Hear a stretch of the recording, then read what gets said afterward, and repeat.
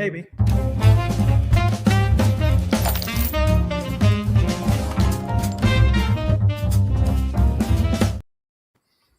All right, what's going on, everybody? Christopher Franks with TexasWest Capital.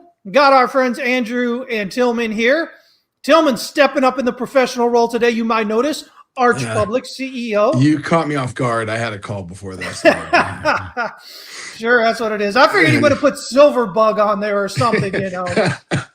Listen, yeah, I grew up in a Silverbug family. I've been hearing Silver story for 40 years. It's just finally good to see him right and getting some. Took a little bit, right? It took a little bit of time. It was a little slower growth curve than old Bitcoin. So we got a lot of stuff to talk about today. We are going to talk about silver because Tillman would like to do that. So yeah.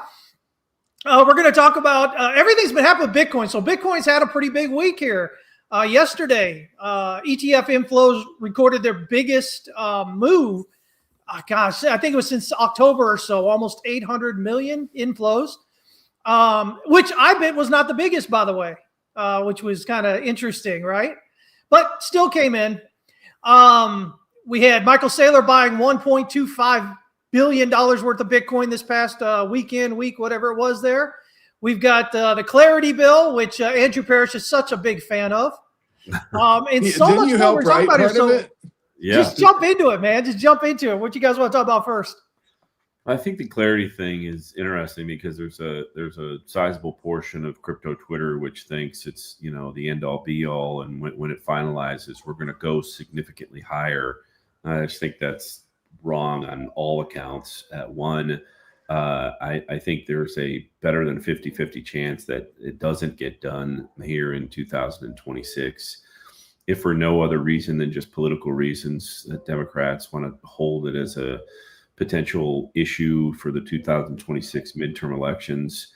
And then two, all you have to do is look at all the amendments. There were 137 amendments added to the current bill as it's written yesterday. Chief among those amendments were from Elizabeth Warren. And it strikes me, I always remind people that Elizabeth Warren's, you know, meaningful political career was born out of, you know, Occupy Wall Street. Occupy Wall Street was an anti-bank, anti-investment bank, anti-banking movement of, you know, of note. And she's now become essentially a lobbyist for the banking cartel. Seriously, like that is borderline her platform. And so to see her be, you know, to add all these amendments that are, you know, as pro-bank as you can possibly get, is something to watch. It's something to watch the arc of a particular political career and how it goes beyond full circle. Do you know some of those points that she's adding? I'm not familiar with it. I don't. Yeah. In fact, I'll go over them. Real quick. I'd love to hear them because I'd love to hear. I think she may just be trying to pad because, you know, if you guys heard, she was dethroned by Inverse Kramer as far as the best returns last year. No, that was what's her face, the former Speaker of the House. Wait, that's Pelosi. Right. God, Pelosi, that's right. Well, you know, they all seem the same. Here's several of them. She filed 38 amendments, but here's the meaningful ones. Remove developer protections. That's kind of a big deal. More sanctions and compliance obligations, more illicit activity powers for government, more AML obligations for DeFi and front ends, repeal positive OCC guidance for banks. I mean, that's basically borderline making crypto illegal again. Yeah. And gut SEC's ability to allow tokenization. Like that's effectively just stopping crypto where it's at and never wanting it to move forward at all. But again, like those are funny things to me to try to stop because you can't stop any of those. So like you could try to stop them here in the U.S., but you're not going to stop them everywhere. And you sure as heck aren't going to stop people in the U.S. from wanting to go other places to do business to build on the backbone of that architecture and that infrastructure. I mean, it's comical to me. How do you prove AML on a DeFi network? Like, I would love for her to explain that to all of us. She just doesn't know what she's talking about. I'm about to say she has no clue. She doesn't know a damn thing about all that. It's kind of like welcome to the narcissism of politicians, like 101. Like they really believe that they can, put things in place that will stop innovation at a certain point, when really all they're doing, again, really all Elizabeth Warren is doing is taking talking points from whoever is on her staff that has decided that they're kind of the expert, which all they've done is taking the talking points from banks, filtering it through, and okay, these are the amendments we want to add because that's the people that we want to make happy. And I wasn't. When did this pop up? Last night. Yeah. Yeah, man. So it sounds like the market doesn't care because the market's ripping on pretty much everything that you can physically hold. The market is telling you something right now. And so again, these things cannot be controlled. I would love to see that take place because it would prove some new technology that doesn't exist being created. But right now, as it pertains to flow of liquidity in DeFi and the exchanges, the best way to regulate this industry is the same way you regulate cash industries, right? There's a lot of cash businesses. And they're regulated in the same way. There's still the loopholes. There's still all the potential enticement into breaking the law.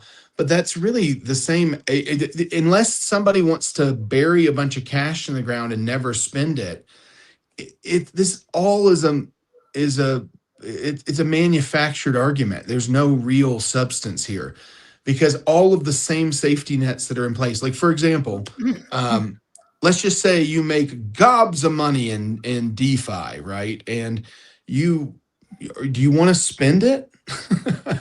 Well, if you want to spend it, you need a bank, and banks need to know where the money comes from.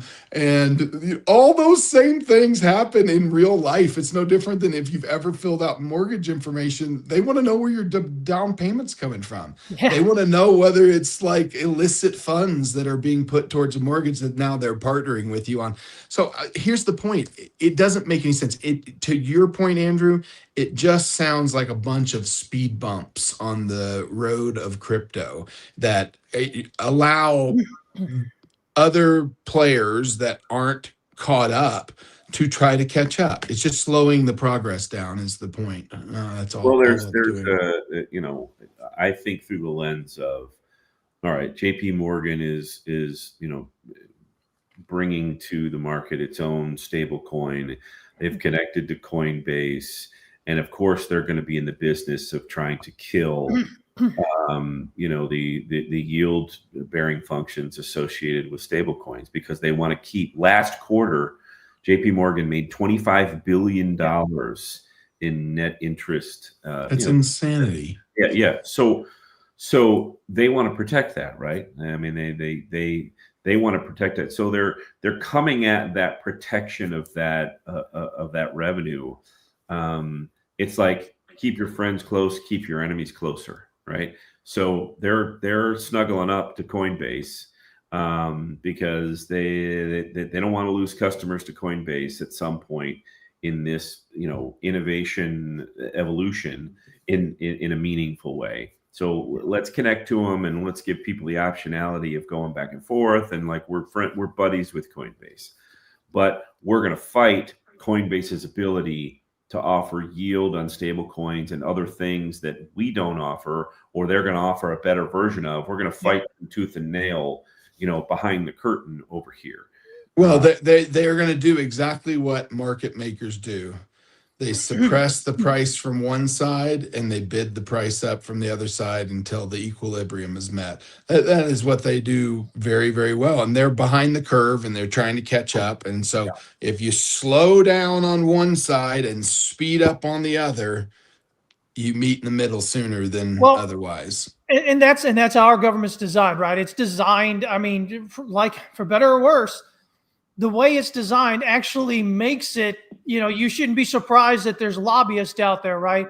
That people like JPM or whatever going out there and lobbying to get these laws passed that curtail competition, right? I mean, think about things like we used to use real sugar up until the 80s, and then the corn syrup guys got in there and said, hey, let's stop.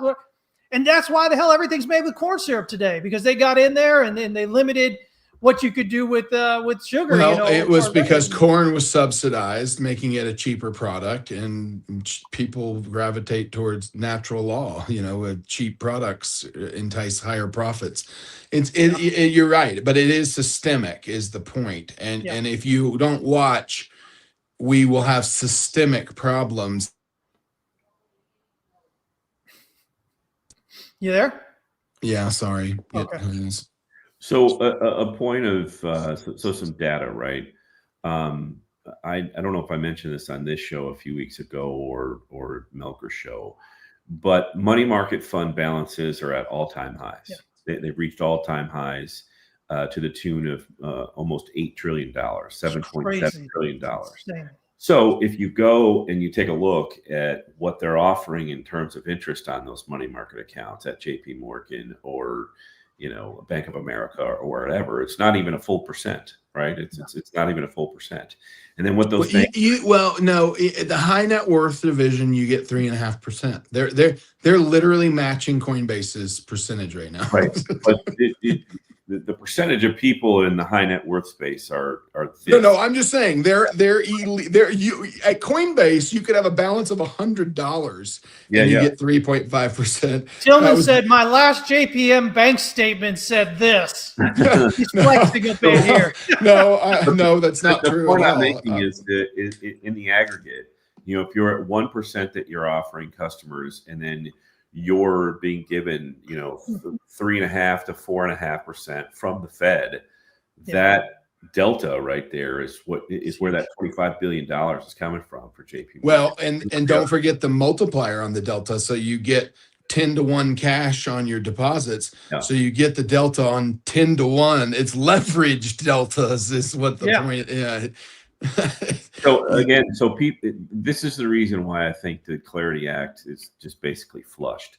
Like we can talk about it on crypto Twitter all we want, but I just don't think it's going anywhere. Well, I think you probably have a hot take here. I didn't know about the news last night, and it is indicative of what we always see in this space, which is like 3 steps forward, 2 steps back. I mean, those aren't minor things that she injected into the discussion. Those are deal killers, as they say. So you're right. It's until those deal killers either get ignored by the vast majority of the opposition, or there's a new draft made with consent.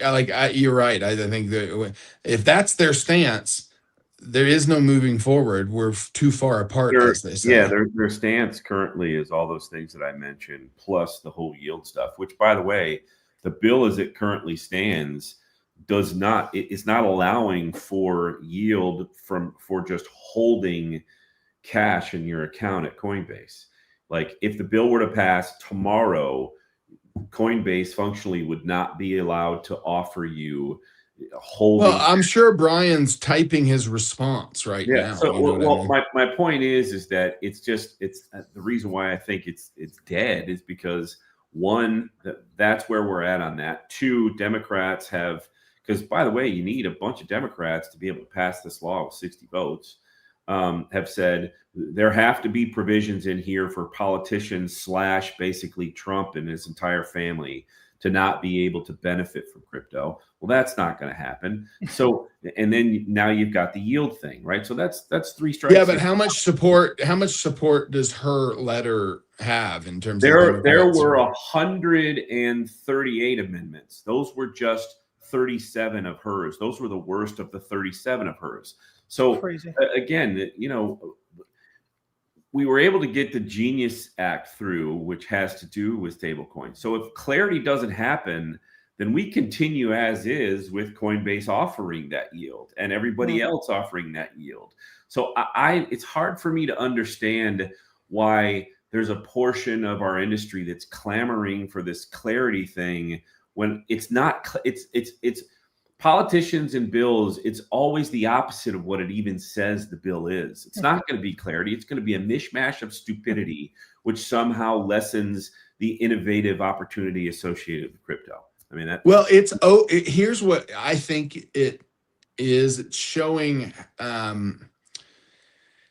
how uneducated a lot of the politicians are as it pertains to how used this technology is across the globe, because this isn't stopping with or without us. This isn't something we can control. All you're doing is hurting the American people. And I'll give you a good example of that. If you enact those things, and those things are all true that you said, and they hurt Coinbase, you're hurting an American company in the S&P 500. When did we start wanting to do that? Like, I thought that was the opposite of what we were supposed to do. About, like, that's our sterling. Those are the sterling ones that we are supposed to put on the pedestal and put dollars into based upon our 401k contribution. So, like, this whole notion, it just seems so backwards to think that you're going to stop banking from integrating DeFi and you're going to stop exchanges. Did that work during the last administration? No, it just pushed it overseas. Yeah, and it delayed all of the inevitable to now. And now you see this big curse splot of technology that even makes the conversation more complicated to have, because we're progressing technologically at a rate globally that we are literally not willing to or able to acknowledge here domestically. It's insane. And then you add to the mix that Coinbase and a bunch of other exchanges have, are waiting to get their banking licenses, right? So who cares what the Clarity Act says if you now have a banking license and you're just a bank anyways? And so Clarity Act doesn't really mean anything, because now you're underneath the laws and rules of banking. So you can still offer 3.5% if you want. You know what this just reeks of, though? It just reeks at the highest level of what money does to every system. It makes the motives almost, you can't. It's undeniably controversial in terms of how many different motives people have in these regards and how many masters they're serving. And if you look at, like, the banking cartel, the number you just said as it pertains to the monies that JP Morgan makes on the back of those, I mean, no wonder. I mean, it reminds me of now, like, kind of like what NCAA has got on their hands pertaining to NIL. The cat's out of the bag. The money is just sloshing at every level, and you can't take that back. So if crypto lobbyists and banking lobbyists, I mean, crypto's probably just as guilty. I'm not sitting here saying, but I'm just saying the problem lies in the fact that who knows what really the politicians are fighting for, whether it's standards that they believe in and have, a lot of conviction in, or whether it's just the money slush that's going around as it pertains to what's at stake at an enterprise level. And that's naive of us not to acknowledge that. That would be like the huge white elephant in the room, not to say that there is a lot of economic, value at stake here. One way or another, somebody's going to make a bloody fortune. Either the banking cartel is going to maintain their grip on every service that can be offered under the word bank, or we're going to morph into something that allows banking services to finally be democratized. And, you're right, Andrew. That sounds like a big ball of wax to me. I'm trying to figure out why we're even talking about it. Why we're even, there's this sizable amount of people that are covering it. I mean, I guess it's their job to cover it, but it's not going anywhere. Like, there's when is there even going to be a vote? And the way it stands now, there's no chance of this thing passing. It's almost as if it's being covered as an issue because it's the issue right now to cover in crypto, because we're kind of bored with everything else. And this would be the next, quote unquote catalyst, whatever that means. It's like everybody in crypto is learning the way that the bills are passed in the United States. And it's kind of eye-opening.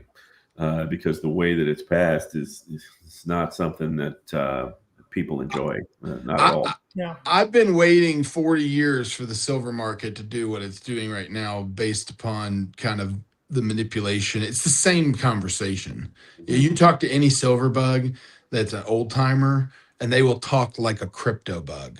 I'm not kidding. Like they will tell you the big banks have been driving the price down. They've been manipulating. Look at all these lawsuits that have happened from the big banks. And they'll ask questions like, and it's true, why do all the big banks have billions in open short positions and they continue to add to them against the silver market collectively? Like, why would you do that as the bank? Like, well, so you have to, this is real, and this is a real powerful system, and silver's breaking it right now because of one thing that's happened.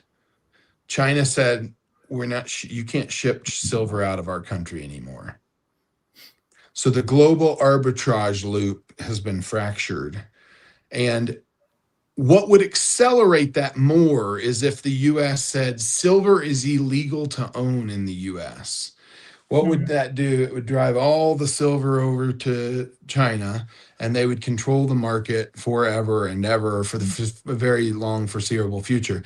Well, you see kind of that happening in crypto right now. The whole world is embracing crypto, except for a couple of bank-centric countries, and they are pushing it out at a rapid pace. And so what does that inevitably do? Well, it inevitably concentrates the value in other places. Why do we want to concentrate value in other places than here? Like, don't we want as much knowledge?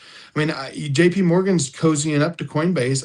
I have to think it's just for the brain drain at this point, because they're actively fighting all the legislation that would keep Coinbase in business, and going and writing legislation that puts them out of business. So, I mean, if they are a house divided, one would say that, the reasons why they are wanting to be in relationship, or at least be close to them, would be to garner as much information and knowledge about the industry, and, essentially, again, bring the gap down in terms of knowledge base. So it's not surprising to me that this is going on. This is the same fight that I think a lot of people have recognized as a central problem in the world. Over concentration of power in the banking industry is, I guess, would be the thesis. And so, we'll see if that starts to fracture or not. It's hard to think that it will fracture, to be honest with you. It's it's just like the boy who cried wolf like 40,000 times. It's just it may happen at one point, and crypto may very well be the thing to do it. But law does it right now, and until something gets passed that does provide, a lot of clarity here in the U.S. as it pertains to all these new technologies that are coming out, it is not going to be the most desired place to build companies around the technology, is the point. So, I think that's bad. I think everybody should be able to rally behind that. I think the technology, if you understand it at any level, how disruptive it can be, both to private and public sector activities, and accountability and transparency, and all the same arguments that can be made on the downside of crypto can be made on the downside of cash. And so, take that for what it's worth. But if you talk about anybody that hates crypto, will throw out arguments that apply to cash. Like, criminals use it. Oh, guess what? Criminals use cash more than anything else, I promise you. Cash is a lot less traceable than things that have a permanent etched history of transaction. Yeah. Like every transaction on the ledger is there forever. Like it just makes no sense. So That's why the black markets run on cash. that's exactly why the black markets run on cash. Yeah.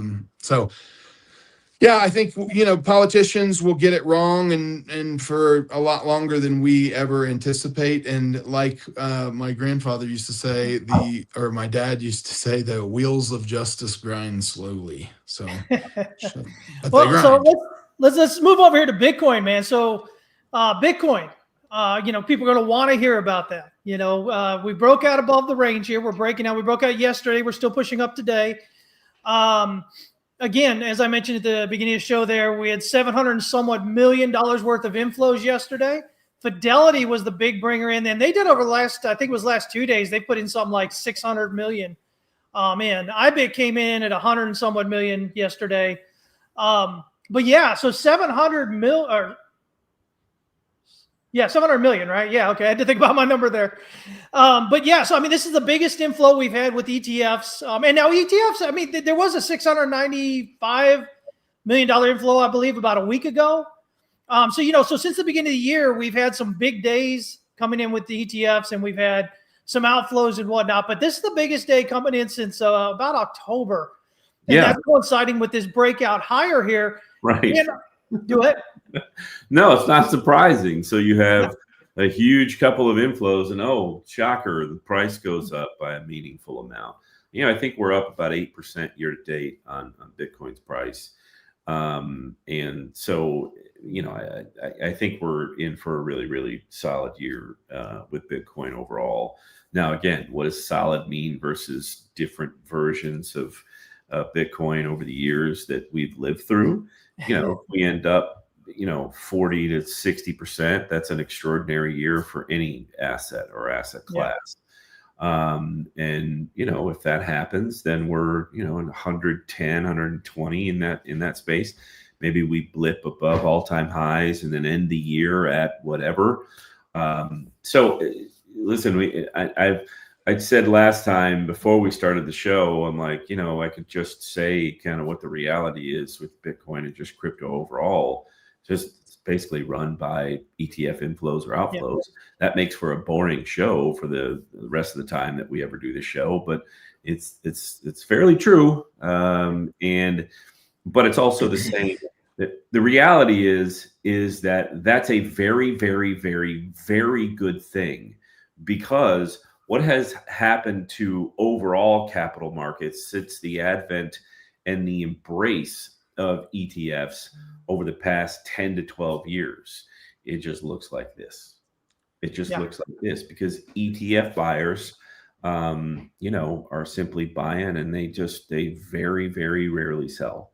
They very, very rarely sell. So that's a good thing for Bitcoin. That's a good thing in terms of its, high floor, high ceiling type of movement going forward. So embrace it, embrace and enjoy it. There's, huge options activities as well.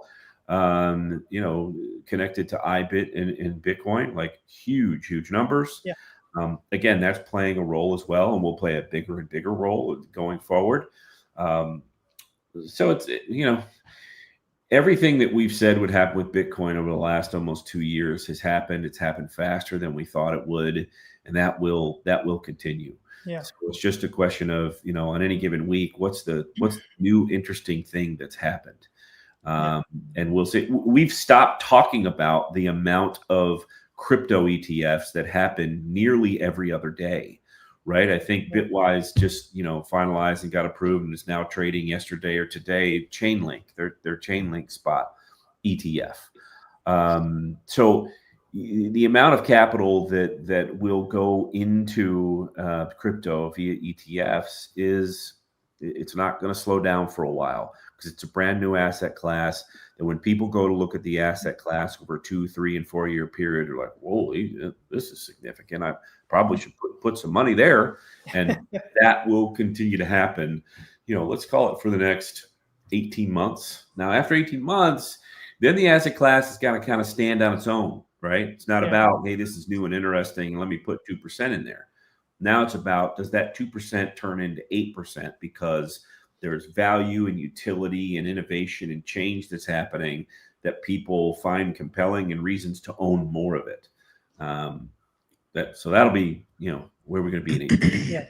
And I think the light's turning on for a different reason is what I hear you saying. The light switch on the side of the room is now ETF controlled, and and it is a good thing in the sense that de-risks the asset class big time. Yeah. But it is, I would anticipate, it tells me, this is how I see it from a trader perspective. The more the market bets that Bitcoin's going to break its all-time high on this surge, the less likely it is going to do it. That's the way I interpret what you just said. Why? Because these now are range-bound extraction events. It's like if you can get the vast majority of people to believe that this is the time we're going to 150, 175, 250, that psychology allows people to over allocate, which allows the pot of gold to grow to a point where it's enticing, it's attractive to those market makers. And so you can look at any market and you can look at these cascading and events and prices, and it's not driven on retail volume. They're trigger events. And so if I look at Bitcoin now, am I glad that it's up and everybody's feeling the dopamine hit? Yeah, I am. But I would characterize it, I think Chris said it best. I don't know if it was before the show started or not, but Chris said, I think the low's in. Mm-hmm. I would agree with that. I think the low is in. I don't know if we're going past 126 now. I'm hopeful, and I hope this is the time. But based upon how much activity on leverage I see betting on that right now, I would say no. I would say that we're going to have a massive shakeout again, and people are going to be crying and saying how bad it is. So here's the thing for anybody listening, they're interested in what's going on here. I put out a post here right before the show, and basically what it says is at 97,500, which was about where we were at when I posted, it says Bitcoin is now leaning into a call wall, which sits around 100,000. Okay. And so that means that your upside is going to get harder, not impossible, but it's going to be harder. And the market is going to be more likely to stall or grind unless momentum overwhelms that dealer hedging. Now, here's the thing. If we get that, now I'm not saying it's going to happen, guys. Okay. The initial thing you need to pay attention to is as we're getting where we're at to that 100,000, it should become more difficult to push up because of that dealer hedging. But if we break through momentum, if momentum goes through, we really just shoot through that 100,000 area, that's a good indication that the low is probably going to be in, because what happens then is now dealers have to chase. And now they're going to have to chase, which means they're going to bid it up. They're going to continue to buy because remember, they're trying to keep, what they've been doing. They've had price sitting there between that, the major put wall is around 80,000. And so this major call wall is up to 100,000. So that's why we've been ranging, guys, for months here. Once we're popping out of that to the upside there, dealers have to buy. And so, until then, they're going to try and sell, and that gives you the difficulty there. But just don't expect that, that it has to break out. But if it does, and it does so with momentum, the odds are significantly higher that the low is likely in. Now, again, like Tillman was saying, that doesn't mean you're not going to move up and then a move down, and people are going to go, oh my God, it's crashing again because it dropped from 110 to 100,000 or something like that.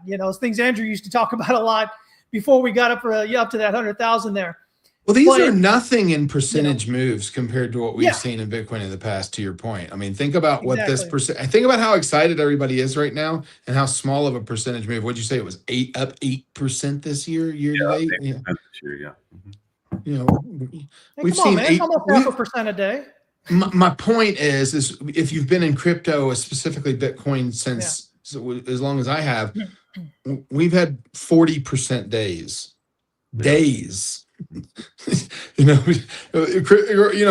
my point is the market is mature now, and the lights are coming on and off for a different reason, and you should know, more importantly, when the lights are on and when the lights are off. who's turning them on and who's turning them off. That's how I like to look at markets, because that is your market maker. Chris said it. He just gave you the secret recipe. Find where the liquidity zones are and expect the price to range until it goes through one of those. He literally just said that to you as clearly as somebody could kind of give you that roadmap. Yeah, and I think since I've come into crypto back in January of 2017, the one thing I've said over and over again is it is probably the worst thing that's happened to new traders. Because prior to that, the closest you could get to the volatility and the kind of movements and the leverage that we have in crypto was Forex. And not everybody was really trading Forex, right? But people came into Bitcoin and these alts, and they're like, oh my God, they expect, 20, 40, 100% moves. If you're not getting 100% move in a day, then it's weak, right? But like Andrew said earlier, up until, crypto really came out, within the last 10 years, my God, if you got 40% in a year, that was insane, right? You were feeling good if you're getting 8 to 12%, in a year. And, so people come in, and those that are coming in now, where they're not necessarily getting that same type of move consistently like we were back in, 2017, say, something like that. They feel let down, and it really kind of distorts the whole idea of markets and realities in markets, because at the end of the day, again, Bitcoin itself is becoming a mature asset. That's with Andrew's point about you getting the higher ceilings and the higher floors as it continues to go up there with the ETFs coming in. But this is something that most retail traders, retail market participants just coming in the market have no clue about. They don't understand. And so they think, oh my God, it's failing because it did notch, 100% in the last week, kind of thing. And it's not really the way it is. That happens on the edges, on the extremes, right? That's where you have, those newer things and less liquidity things coming out. But when you're mainstream, you've got that liquidity in there. For the most part, you don't generally tend to do that. Now, we've had a few things since 2020, GME, AMC, a few things that have popped, right? It happens, but generally But I think we're all addicts now, is my thesis. I don't think the market, I think the markets are morphing to the demand of the people, and the demand of the people we're a bunch of junkies. We want the horse race. I'm serious. I was thinking about this the other day. I was thinking about this the other day, because you're exactly right. In the mindset of my father and his father was, I'll take the 8% a year every year. I don't want one iota of risk beyond that return. They don't care, because they were fine with the laws of compounding working to their benefit over the course of their lifetime. We are now, we want to be rich before we're 30. Well, we want to be driving Lambos and be having rainbow Rolexes and, all these things that social media has, our society has changed, is the point. And we're, the expectation of us at a young age to have wealth it's changed drastically, and partially due to professional sports. I mean, you've got 19-year-old kids making sports, and all of these ways in which kids can now make lots of money. Social media, it's made the old way look boring. It really has, because not professional sports anymore. It's now college sports. That's what I mean. Sports in general. But if I'm a young kid at 13 years old, and I'm looking at the ways in which I want to make a living, the laws of compounding and me retiring safe and sound, snuggled up at age 65 sound good to me?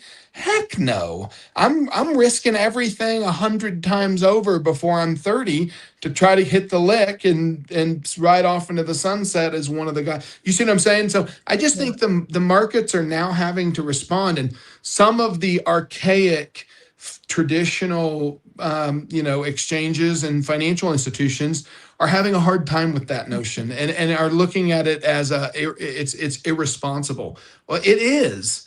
unless it works for you, and then it's not, and it's working for so many people that we see, or it seems to be working for so Seems many to people be, that that it makes an attractive lure. Like people chase it, Well, this is all part of the thing I brought up a while back. I don't remember how many shows ago, but where I was talking about all this, all this money that's come into the system. It has to go somewhere, right? And so it flooded in when everybody was sitting around at home doing what? Right? Nothing. Doing nothing, exactly. And so where is it going to go? Well, it's going to go to the more riskier things, especially if you start looking at, oh, well, I can't go out and work. I got to stay at home and all these things. But now that you can, well, guess what? You're already still stuck in that thing, right? So, I mean, it just kind of feeds on itself and continues doing its thing. And I don't see how that changes unless, we stop printing. Well, the only way it changed, I'll tell you, money. it's a function of something. It's a function of the wage disparity, or whatever that word is. It's a function of the gap in the wealthiest and the poorest becoming wider and wider over time, because now you have a large subset of the population it's looking at life like a lottery ticket. Like, I've got to be in Dogecoin when Dogecoin hits, because look at all the Dogecoin million, like Shiba Inu, the meme coins, like all of that. And you're not talking about little money. You're talking about like Pump Fund at a certain point when I was monitoring it, doing $17 billion in volume in a week. You're talking about lots of lottery tickets being sold is the point.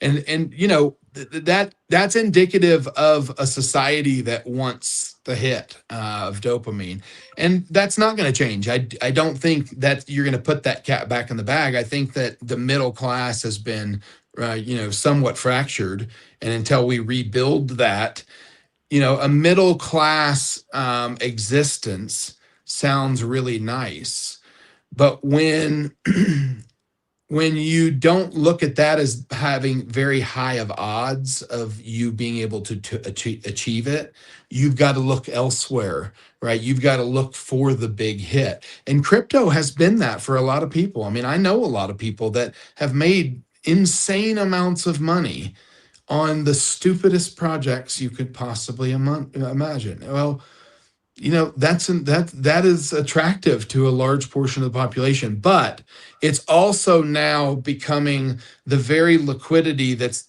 easy for Wall Street to gobble up. And that's why I think they're so interested in getting involved as much as anything, is that, they create those liquidity walls that Chris was talking about earlier, not retail. Retail doesn't create those walls. So you thinking that Bitcoin, you're just monitoring price, and Bitcoin's gone to 126, and what are we now, 197, or real close to that? 97.3, yeah. Well, there's massive amounts of money that are placed at levels below and above the current price. And those liquidity zones are, to Chris's point, put on and taken off as slowly as they can. But when the market forces the price beyond one, it's catch-up mode, and it can get crazy. Price can go crazy. But why? Because the market maker's been broken, literally. And so, we could see that. But betting on that as every time will get you broke. Like, if you take trades thinking over and over again, this is the time, you'll go broke doing that. I've trust me, personal experience on that front. And so you can't make those bets. That's what Wall Street, that's what the big players want you to. What you have to do is you have to find those liquidity zones, and you have to wait until there's a break out of them, and you have to wait until there's a confirmation of them on the other side. That's where all the risk, or most of the risk, has been taken out of the trade. And that's where you do start to see what Chris said. People scramble from being on this side, the top top end to now being on the bottom side, to being the low end of the liquidity zone that now gets the support being built off of it. So all of that is just market structure stuff that I think that Bitcoiners and crypto folks in particular are somewhat naive to. And we all need to be educated on this stuff. I get educated from guys like Chris and Andrew who have been in the market, TradFi markets for a long, long time. My dad as well. I've been a trader for a long time, but I got into crypto in kind of 2013 and never looked back. But all that stuff, you can say like Bitcoin's more powerful than that. Well, yeah, but you're not. You're going to go broke thinking these things and not changing your psyche as it pertains to how you're taking positions. And just ask Scott Melker. Scott's a student of Chris. Scott's instinct still to this day, he wanted to ape in and smash by all of his Bitcoin stack at 126. Welcome to the club. That's we all want to do that. That's human emotion. Yeah, and it's not a good thing, right? Stop chasing big green. Stop chasing big green candles, right? It's funny, I do that Trading Tuesdays spaces with Matt Hatter and Matt Case there and QE on Tuesdays, and Bits of Wealth, another guy who was following me back when I first started, speaking publicly and whatnot, and he's done pretty well for himself. But he mentioned, they asked him, well, what's the one thing that, when you're doing your live streams and people are asking you, what's the one thing that's, kind of comes up a lot? And he said, well, it's this, can you look at this chart here after the big green candle, right? And that's what, a lot of it is, retail gets excited once the moves happens, but that's over time. You may get it every once in a while if you buy on something like that, but most of the time you're going to end up losing money. Most of the time you're going to buy the top or near the top of that candle. And, and that's one of the hardest things to try and get across to new market participants is this idea to stop chasing the big green candles, right? You have to learn to position yourself prior to them going up, right? And that's a lot of what, I spend my time teaching over there at TWC. Fibo, with his system, is the same idea. His system doesn't change, doesn't chase candles. It looks at movement, an extended movement and whatnot. And so, but most of the market participants that are coming in are doing that. And then what they do is they say, oh, well, Wall Street's manipulating me, or crypto whales are stealing my money. And really, it's not. It's just you haven't figured out how the market works yet. And how here's your litmus test if you're a trader. And Andrew, you can attest to this in spades based upon our software. Every trader should go on to their brokerage statement and look at all of their buys and look at all their sells. And if all of their buys are not happening on giant red days, they're doing something wrong. And if all their sells aren't happening on giant green days, you're doing something wrong, because those are the times that Warren Buffett tells you to do things. So don't take my word for it. What does Warren Buffett say? He says, buy when there's blood in the streets. That's what he's talking about. Blood is that giant red candle. The deeper the blood, the more blood is in the streets. Buy when there's blood in the streets, okay? And that's where, you can talk to a lot of other people that will give you an age-old adage that says, you make your money when you buy, not when you sell. So you take any asset. Take silver. Silver, all these guys waited 40 years. Well, they're finally right. You know what? And some guys like, who's the rich dad, poor dad guy? Shout out to him. Kioski, whatever that's his last name. It starts with a K. He's been a big silver bug for like a long time, and he was buying silver at $1 an ounce, guys. I mean, that's a crypto return right there. So, you talk about us looking at investments as a vehicle for return to change our lives. Bitcoin, we say this all the time. It should be a percentage of your overall strategy. It is not the overall strategy. There is no overall strategy, because one single bullet overall strategy is just going to mean that you were lucky. That's the truth. Or you were incredibly patient. So if you want to bet the ranch on something that you have a ton of conviction on, just know that you're going to be an idiot until you're not. And then you're a genius. And, that may take years. It may take longer than you stay alive. A lot of artists, I'm serious. Look at artists. Artists, they don't reach their curve potential in their lifetime. Their art only goes up after gone, they're right? dead. Yeah, exactly. Yeah, that's their ROI is to their heirs, not to themselves. But we all want to spend our money while we're alive, right? Well, that's.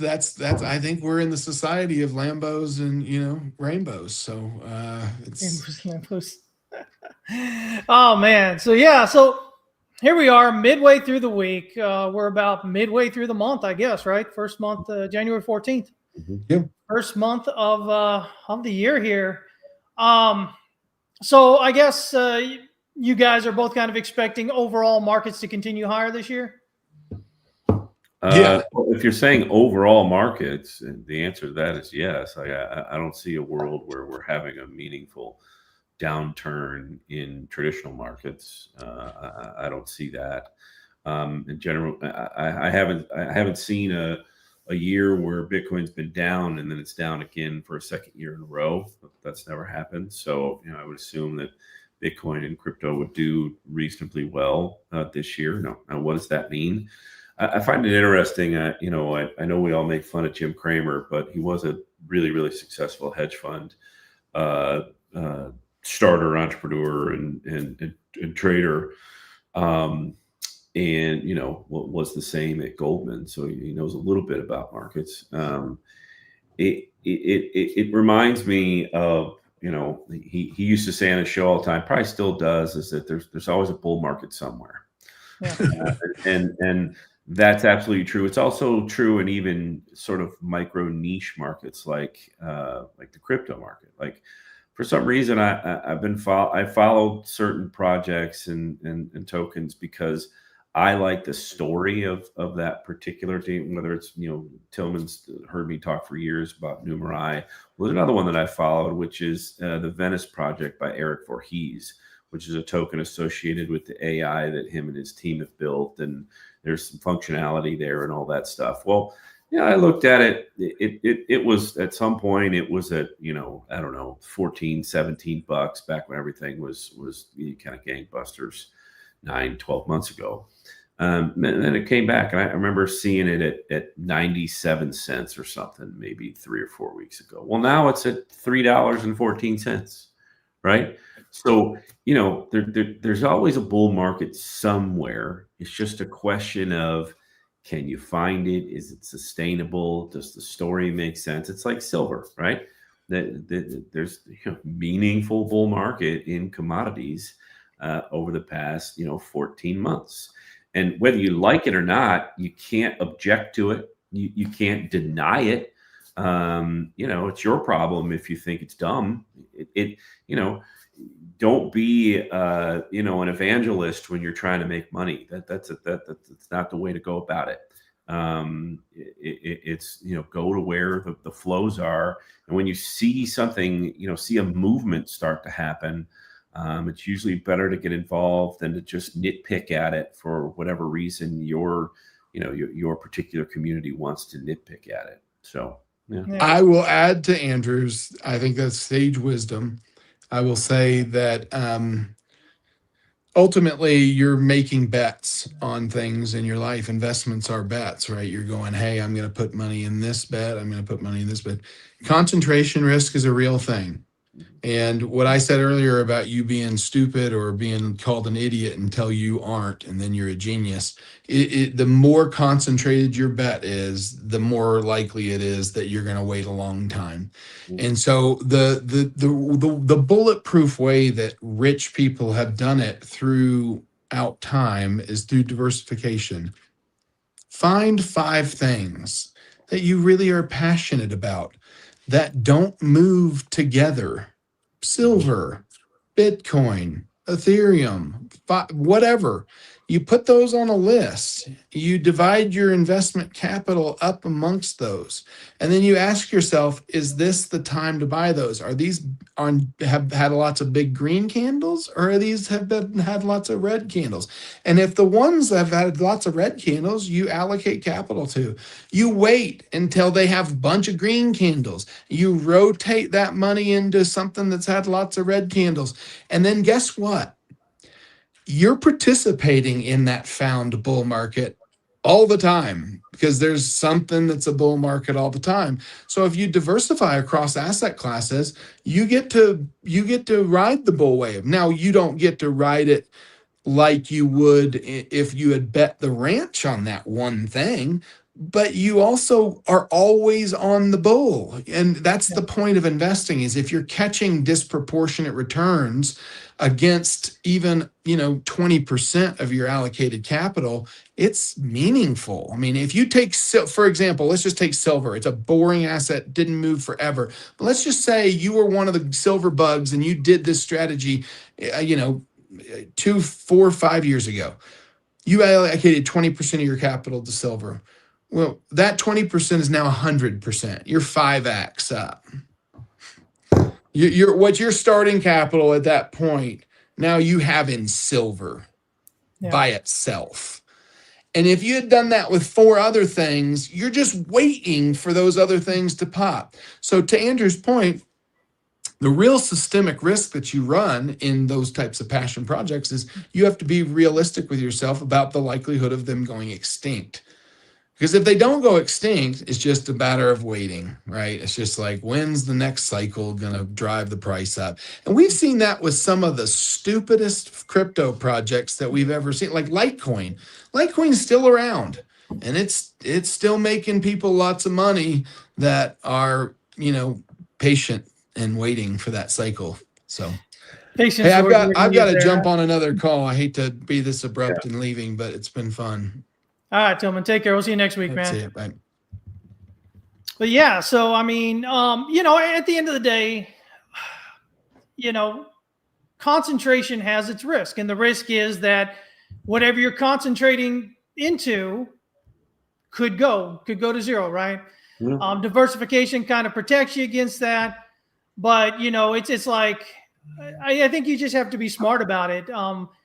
I'm not necessarily the biggest fan about outright diversification until you have reached a certain level of wealth.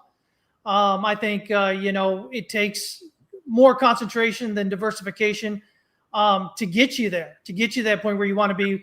Diversification becomes more of a protect your wealth kind of position than, say, concentration there. Sure, but that's the thing, right? If you're concentrating in something, you have to be 100% understanding that you could lose it all, because that's all you're in. Yeah, no, the diversification should be talked about in terms of asset classes, not individual assets. Yeah, that's how smart wealth managers do it and how they communicate with their clients. But I'm supposed to be on that same call, Chris. Okay, it is at 1:00, so I got to jump too. But great show today. Again, some clarity around the Clarity Act and its lack of clarity and probably ultimate demise. So yeah, it's it's a good start to the year. I think so. Really good start to the year. I like the price action and well, that's it. That's all I got for you. Well, I appreciate you guys, man. We'll see y'all next week. You bet, man. I'll talk to you. All right, take care, man. You bet. Mm-hmm. All right. So anyway, guys, there you go. They're gone now. Now we can talk about them. Not really, but yeah. So I guess the big thing about Bitcoin is just understand what I was saying earlier. I think Fibo in here in the comments. Let me see here. What did he say here? He did have a comment about Bitcoin earlier. I think he was talking about what he was looking at for levels. Let's see right here. A weekly close above 109 solidifies the 80K low for him. He also said a close tomorrow on the daily. So the daily candle closing above 93K is another check on the checklist that the low is likely in with a higher probability with that. So, yeah, for me personally, again, you want to watch that kind of 98 to 100K area. If you can push through that with some real intent, with some real momentum, I think that's going to actually really kind of like Fibbo was saying, to really kind of solidify that the low is likely in. The yearly pivot sits right there around 96,100 or 200, depending what chart you're on. And so obviously we're above that. So this weekly candle, the volume isn't too significant yet, but if this week we did get that momentum through that 100,000 area, that would likely see a big volume spike on the weekly. And so for me, if I'm seeing a weekly candle with that impulsive breakout and close above that yearly pivot, that to me signals that the low is most likely in. Now, again, none of what Fibbo said, none of what I've said, none of what anybody said guarantees things, right? You have to understand that the only thing that's guaranteed in markets is that you're going to lose money from time to time. And the newer you are, the more money you're going to lose and the more often you're going to lose it.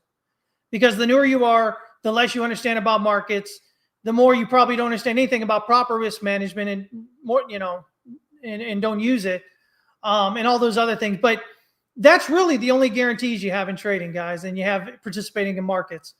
Other than that, and that's the difference. When you come in as a new trader, you often want to, you want guarantees. You think that trading successfully is buying the lowest price and selling the highest price, but it's not.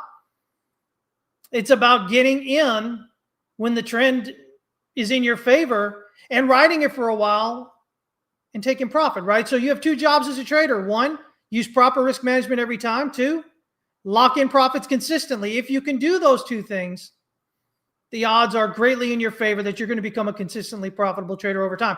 I make it sound easy. It's not. Trading is simple. It's not easy. You have to fight yourself. You have to fight, your emotions and your psychology and all these things that are going on, these things that Fibbo and I talk about constantly. You have to fight those things. Okay? But if you want help and if you want to understand it better, you can jump over to members.texaswestcapital.com right now. You can get in the Liquidity Cartography group. That's our flagship product we have there. That's everything we do, including Fibbo's threshold theory in there. And you can get 55% off right now. So you go to the monthly on the Liquidity Cartography group, use the code 550FF, 55 off, one word.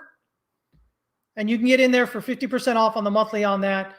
But, it's only if you're serious. If you're not serious, if you want to sit and continue with the nonsense and the goofiness and, following all the after price moves narratives that flood, crypto Twitter and everywhere else, continue to do that.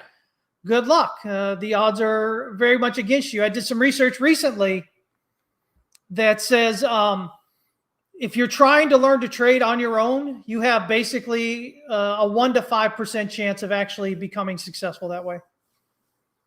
1 to 5%. That's it. On your own. But it's not because you're stupid or whatever. It's just because there's a certain feedback loop that you're not going to get. And what we tend to do is something I talk about all the time as human beings. We lie to ourselves. When we do something that we perceive as good, we give it a lot more support that it's us, that we're really that good, we're really that smart and whatnot. And then when we do something that doesn't turn out as well, we kind of say, oh, well, we minimize it. And it wasn't our fault. It was somebody else's fault, right? Everybody does this. So when you're trying to learn to trade by yourself, that's what you're fighting against. And that's what you're losing against day in and day out. So, if you want to learn how to do it, between Fibbo and I, we've got almost 60 years of experience in the markets. So that's quite significant. It's more than pretty much all of your major accounts online, your social media accounts. They're good at marketing. They've been lucky if they've traded anything outside of crypto, and if they've even really traded crypto for more than a cycle, right? They haven't been through multiple regimes. So, take that for what it's worth. Go out there. If you think you can do it, go try. I'm going to tell you the odds are very much against you. But we'd love to have you with us. We'd love to help you understand markets, help you understand how liquidity flows, why it flows, how to identify it, how to trade it, right? Proper risk management, all those great things. So yeah, join us there. But anyway, that's it. That's all we got here. So really glad to have you all here as always. Fibbo said he's going to be with me on Friday on the market breakdown. He wanted to be there last week, but then he got sick as a dog, and he's feeling better now. So he said to pencil him in. So, if he doesn't show up, you guys can go jump on him about that. All right. But yeah, no, he should be there with his thoughts on the market and what's going on here. So it'll be the same time, 11 a.m. Central, 12 p.m. Eastern, same place. And hopefully we'll see y'all there. Other than that, next Wednesday, Beards of Bitcoin again with Andrew and Tillman. Y'all have an amazing day. Trade safe. And remember, folks, the only thing you control is how much you lose. So keep working on that risk management, all right? Take care, everybody. Trading tip: always manage risk before chasing gains.